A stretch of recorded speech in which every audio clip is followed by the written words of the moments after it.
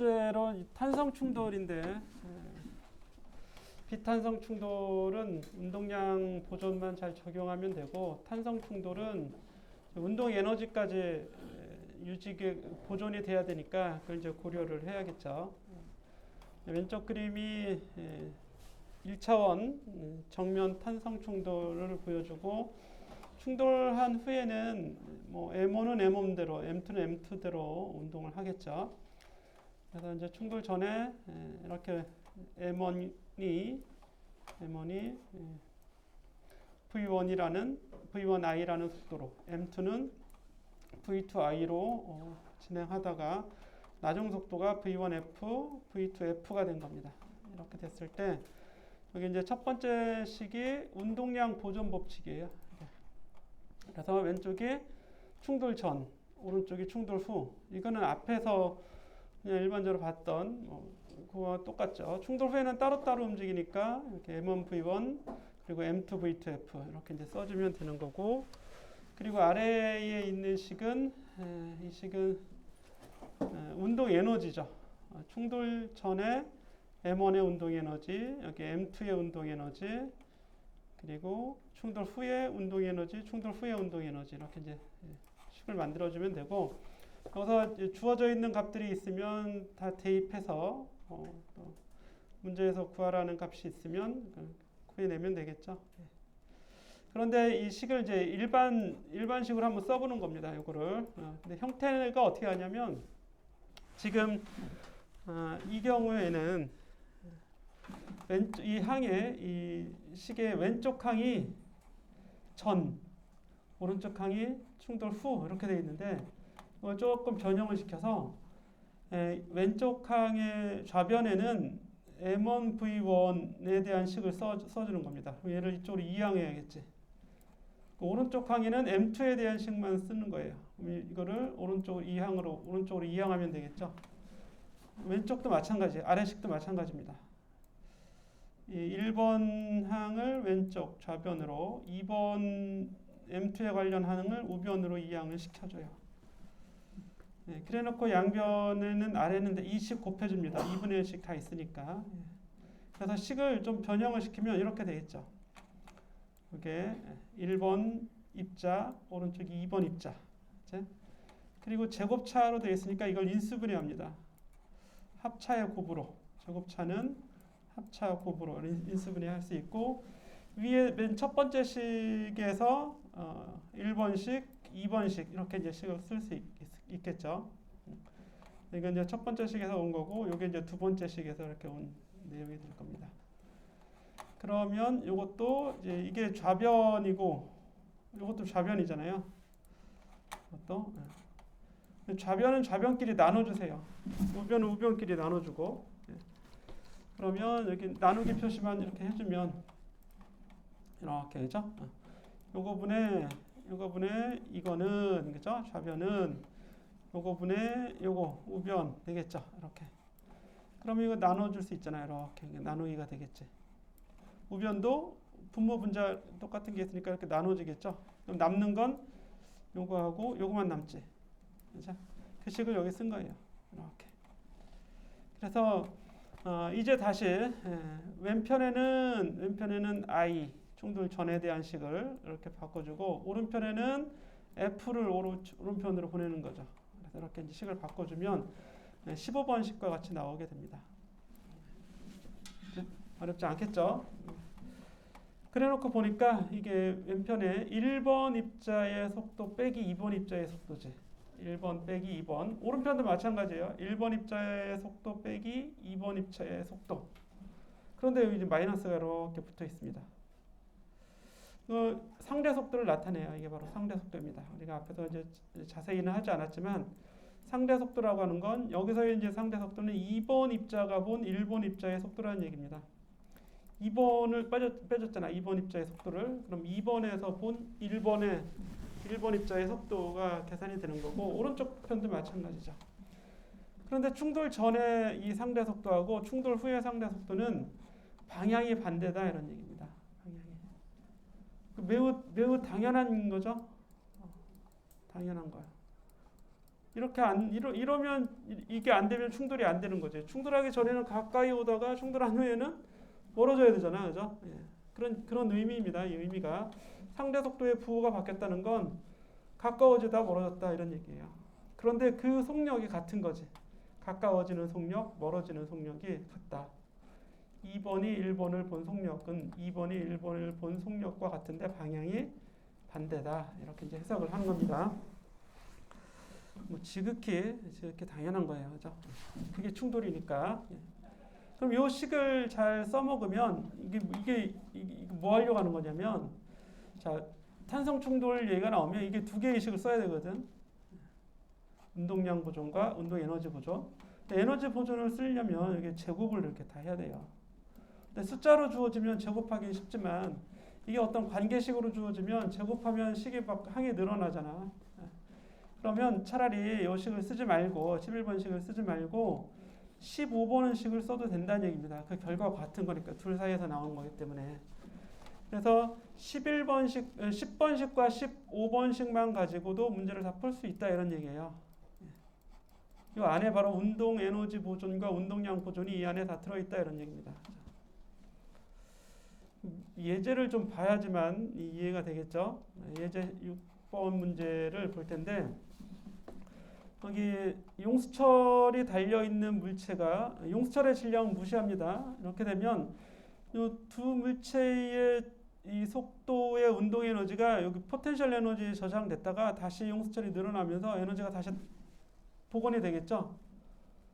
그래서 이건 역학적 에너지, 운동 에너지가 보존됩니다. 운동 에너지가. 운동 에너지가 보존되는 탄성 충돌이다 이런 얘기예요. 그 에너지를 용수철이 가지고 있다가 다시 용수철이 늘어나면서 그 에너지를 이 M1, M2에게 다시 돌려주잖아. 그래서 문제에서 보면 여기 탄성 충돌이라고 이제 문제가 나와 있고, 입자의 질량 다 주어져 있죠. M1, M2 주어져 있고 속도도 주어져 있죠. 하나는 4, 하나는 2.5로 주어져 있고. 그러면 충돌 후에 어떤 일이 일어날지 알 수 있다 이런 얘기예요. 그래서 식을 아까 봤던 10번하고 11번식을 써야 되는데 교재에서는 그렇게 아마 썼을 거예요. 그렇게 이 교재에서는. 그렇죠? 여기 보면 첫 번째 A번에 보면 운동량 보존식을 쓰고 그랬죠. 운동량 보존.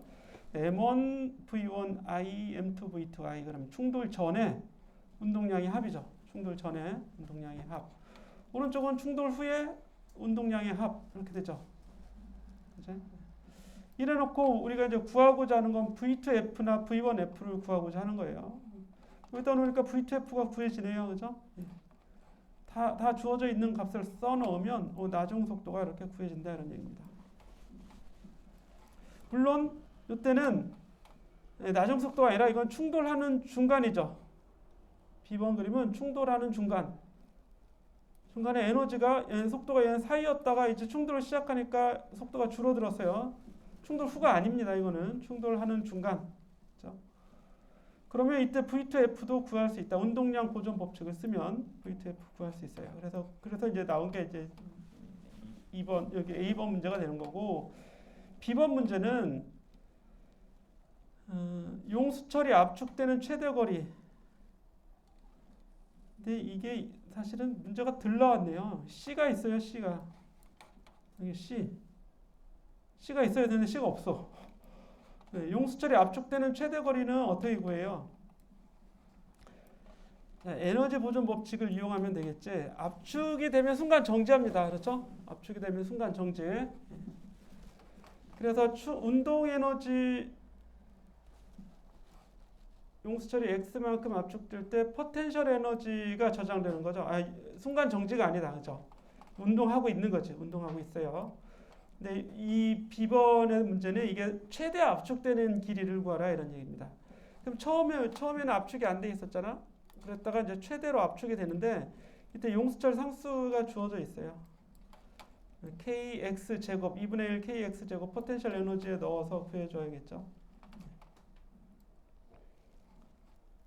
그래서 처음 역학적 에너지, 나중 역학적 에너지 보존 법칙을 적용하는 겁니다. 이때 처음이 0이고 나중이 2분의 1 kx 제곱 x만큼 압축됐다 이런 얘기예요. B번 문제가 이것도 좀 잘못 나왔는데 여기 이때가 맞네요. 이때 용수철이 압축되는 최대 거리가 아니라 그냥 용수철이 압축되는 거리를 구하는 거지. 최대 거리가 아니죠. 이때는 일부분만 압축됐지 최대 거리가 아니잖아. 그치? 그러니까 용어 자체가 좀 잘못됐네요. 용수철이 압축되는 거리를 그냥 x를 구하라 이렇게 해야겠지. 이게 초속 3m일 때 이런 겁니다. 초속 3m일 때. 그러면 그때 V2도 구해지는 게 A번이죠. 그리고 이제 B번에는 역학적 에너지 보존 법칙을 써서 여기 2분의 1 kx 제곱의 에너지가 생겨났다 이런 얘기인데, 그래서 이제 값을 구할 수 있겠죠. 주어져 있는 값들을 다 대입하면. 사실 문제는 이게 문제가 아니라 이 용수철이 다시 원래대로 돌아왔을 때 얘네들의 속도를 구하는 겁니다. 각각의 속도. 그래야 이 문제가 의미가 있지. 탄성 충돌에 있는 의미가. 그죠? 전혀 좀 어울리지 않는 C번이 없어요. C번이. 그럼 그걸 한번 구해보자 이런 얘기예요.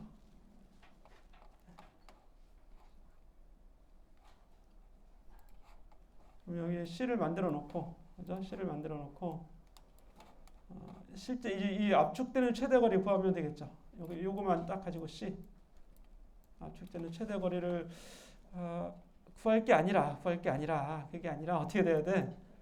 이제 분리가 돼서 각각의 속력을 구하는 거죠. V1F, V2F. 이거를 구해보자 이런 얘기예요.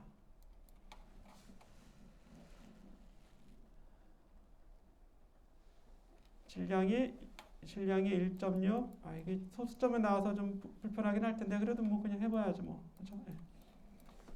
그러면 운동량 보존식을 이제 세우면 되겠지. 운동량 보존식은 여기 있는 식대로 요거 그대로 세워놓습니다. 그대로. 근데 이제 미지수가 두 개죠. 얘도 모르고 얘도 모르는 거지. 그럼 나머지 하나의 식은 탄성 충돌이기 때문에 앞에서 11번식을 쓰면 되겠죠. 요거 그죠? 요거는 요거 다른 게 아니고 다 없어지는 거고, 그렇지? 요 두 개의 식 앞에 있는 요 1번식하고 여기 있는 2번식 요걸 풀면 V1F와 V2F가 구해집니다. 숫자만 넣으면 되죠? 그죠? 다 주어져 있으니까. 이렇게 하면 2차식이니까 불편하다는 얘기입니다. 풀기가. 그죠? 여기에서 V1F 대 V2F의 식이 하나 나오면 그걸 V1F에 대해서 정리하든지 V2F에 대해서 정리하든지 이렇게 뭐 정리할 수 있을 거 아니에요. 이렇게 M1분의 M2에서. 그렇지? 그럼 요거를 V1F에 대한 식을 여기다 대입해서 제곱을 해야 된다고, 제곱.